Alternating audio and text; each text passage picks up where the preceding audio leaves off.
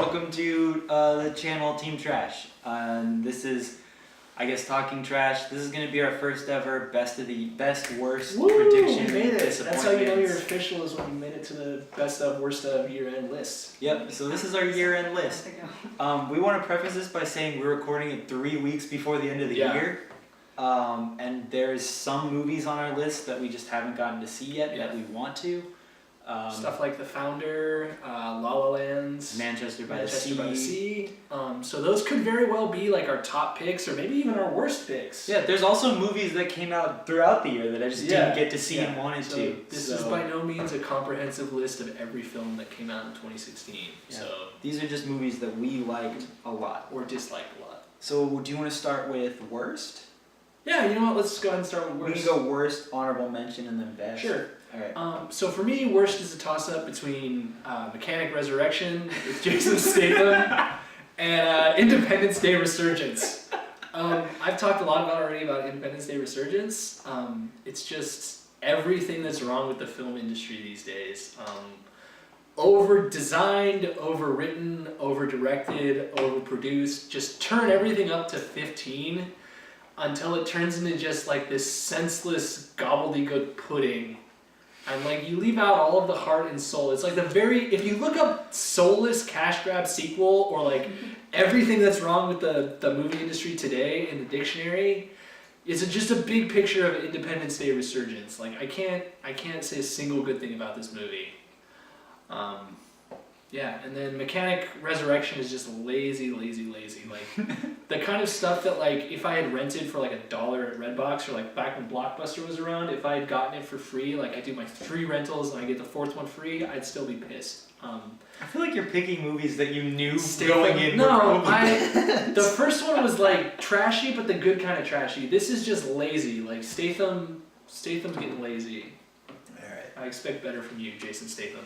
So for my worst, I picked The Edge of 17 and Batman v Superman. I'd like to Two very similar movies. The exact same. The Edge of 17 is your average, like, teenage dumb movie about like a girl growing up and not feeling like she fits in. Girls are stupid, especially Jesus. We just lost that whole part of our audience that was already very That's low the to moral begin of with. this. That's the moral of this story. It was cool because like the teen's love interest was like a trashy white guy and a nerdy Asian guy, so they switched it up a little bit.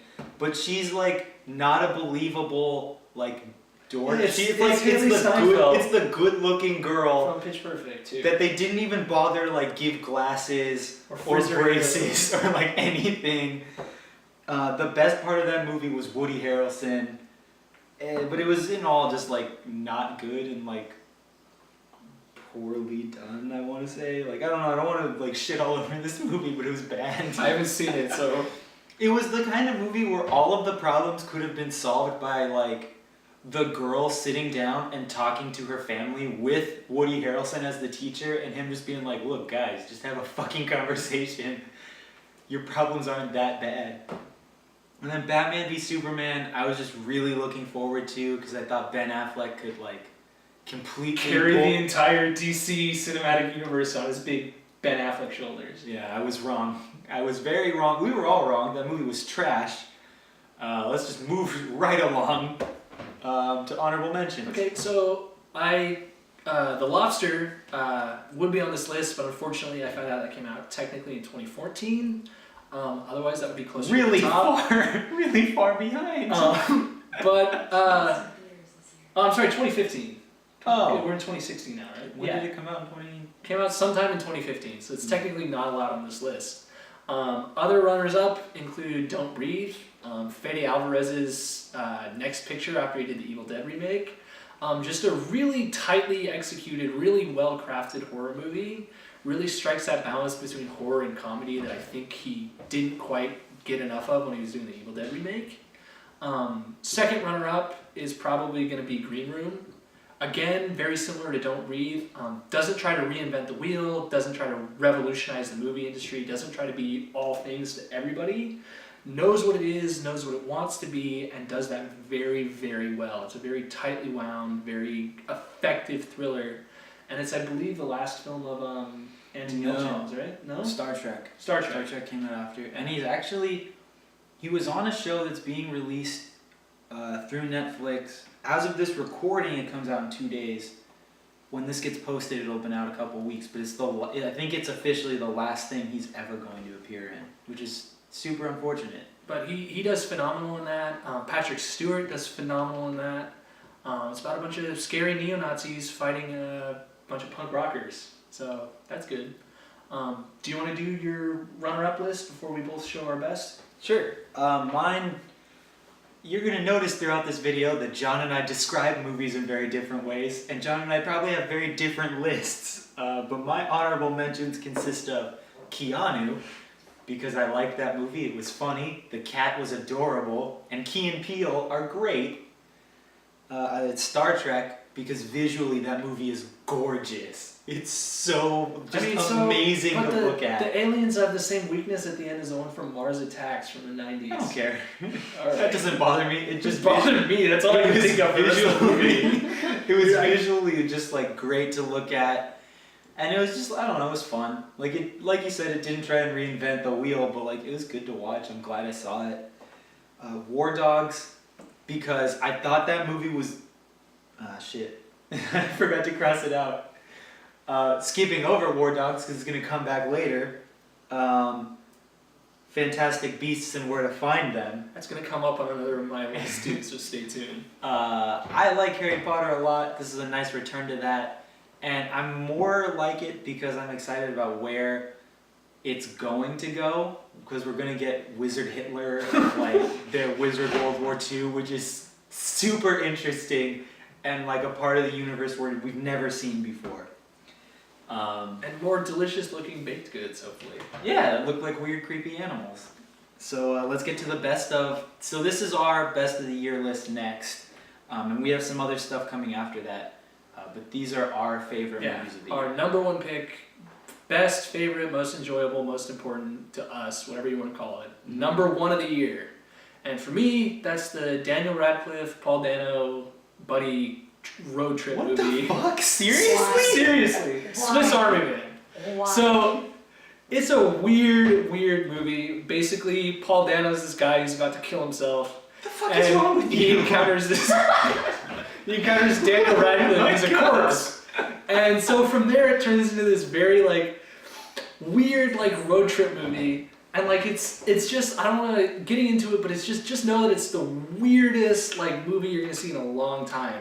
But, like, I haven't seen a movie that made me feel like this kind of, like, just this joy. Like, I laughed harder at this movie than I think I have at any movie that has been labeled, like, a comedy in a long time. Like, there's just something that I felt was, like, very true and very honest about this movie. Your picks right Like, now. And, like, I feel like, I don't know, it's just like, you're going to get, because I know your best is going to deal with a lot of these themes too, but there's something, it's like something I feel like very true about male friendship that it touches on in this movie. And to me, it just felt very honest and something that's been missing from a lot of movies these days, especially the big budget ones. And Mary Elizabeth Winstead's in it too, which is always... Really? Yeah. Didn't know that. Never saw that movie. That's like an automatic, like, letter grade raise if she appears even for 2 seconds in your film for me, so... You'll also notice that John sees more movies than I do. Okay, so what do you think? So I have 2 for best? That's cheating. I told you going in that That's this was cheating. gonna happen. I Okay. told you to do that too. I'll allow it. I can change it. I can move No, one go to ahead. honorable mention. Just do both of them. I'll just move one to honor. I'm gonna move. Okay. I'm moving Green Room to honorable mention. I'll be fair about it. Even though he knew going in what I was doing. Green Room, I love that movie. The depiction of like the hardcore band like struggling to make it from show to show. The like camaraderie they have between each other. It's so good, and then takes the darkest turn you could have predicted for that movie. And it's still just like so like, it's surprising in a way that feels original, I guess, and like everyone acting in it sells the hell out of that movie. They actually played their instruments as a hardcore band and like practiced to become one, which I think is really cool. And you get that image of Anthony Yelchin's Like, floppy yeah. arm burned into your brain for the rest of your life. Okay, so for my best, I'm choosing The Nice Guys. We did a review of this, I believe. Yeah. That should be out. You can watch it. Maybe I'll link it. It's like my favorite movie. I've seen it since it came out another dozen times. I love the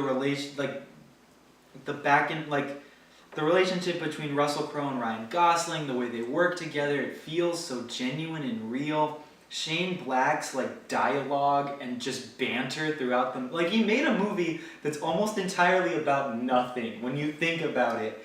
And the banter in it is what sells the whole thing. It's incredible. The characters are like, you feel like you can picture and know these characters in like, I don't know, 2 hours that it was? Yeah. About 2 hours. Like, it's just such a strong movie in my opinion. We want to move on to superheroes? Yeah. Okay, so a lot of superhero movies came out this year. We had what?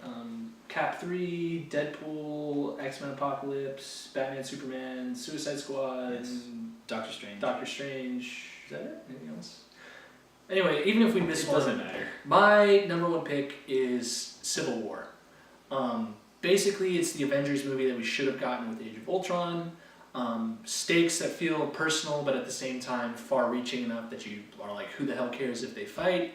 A storyline that, while it's not entirely true to the comics, one that I myself thought we weren't going to see in any of the phases. I didn't think we were going to see Civil War. Character progression in meaningful ways.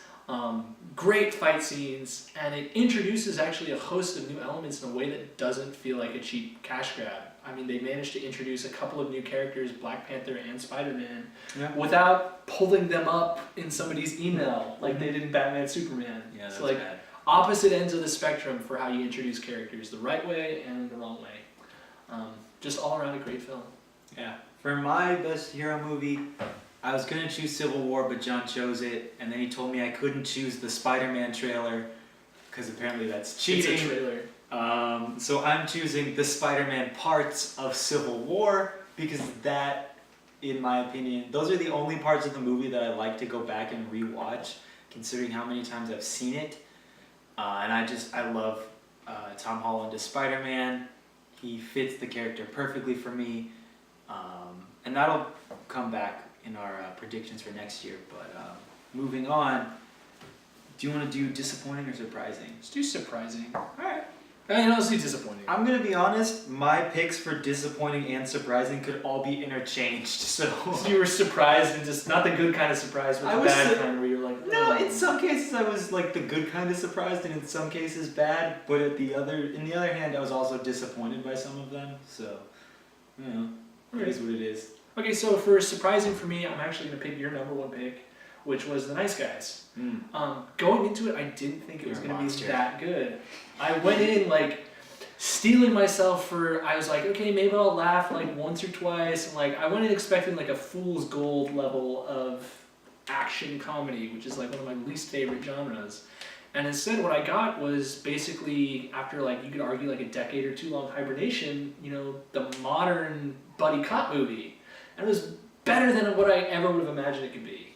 So I went in expecting, a base hit, and I got a grand slam, for those of you who are baseball fans. None of So that's my pick for most surprising. My pick for most surprising is War Dogs.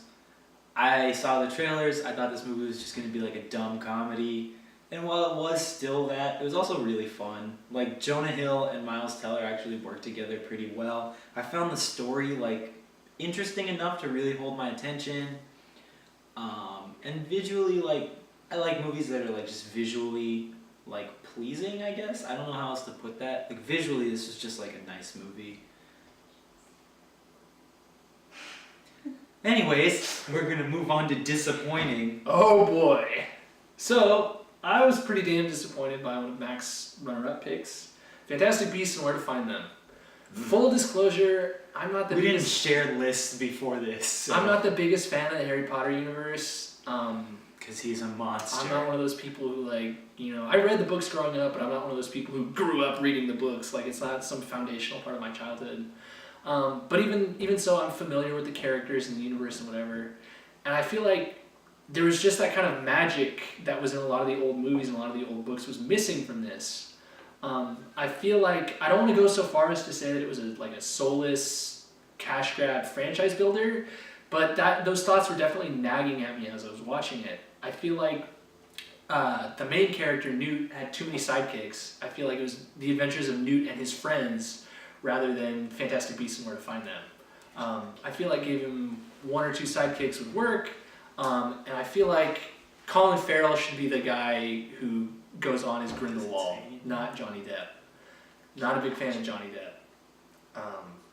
Not personally, but I just think he's the wrong choice for the character. Yeah, he was a bad He's choice ugly. for that character. Yeah. He's weird looking. I Yeah, want to and- watch him in a movie. And he's like, let me polyjuice myself and keep my stupid haircut the would have same been way. perfect is if Colin Farrell was Grindelwald instead, because I actually like Colin Farrell Yeah. a lot. And he's plays just a much more charming villain. Yeah, Johnny and you Depp- need him to be a like Johnny Depp. They made him look worse too. They Like gave him like the it looks like- pedophile mustache. and it looks like he gained like 30 pounds to play this role, like for no reason. He just went into it saying like, "Yeah, I'm gonna gain 30 pounds Yeah. for this." Yeah.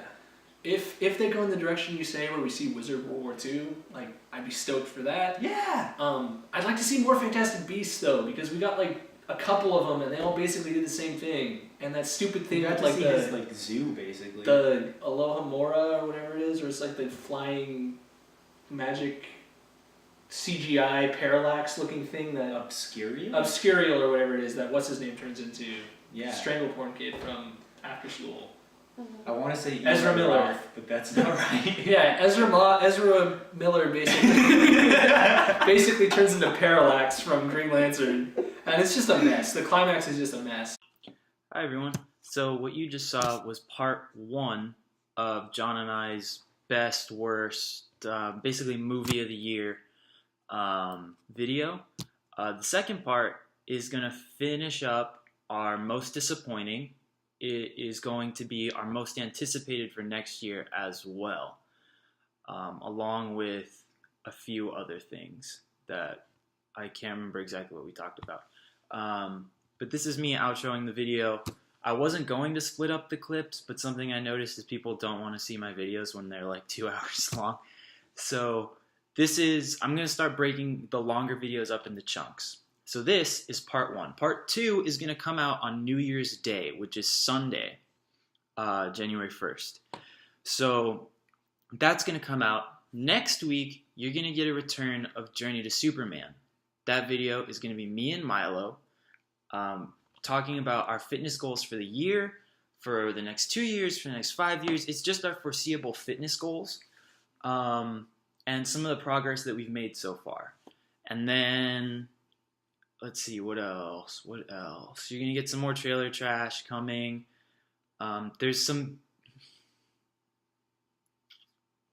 There's at least one podcast coming very soon.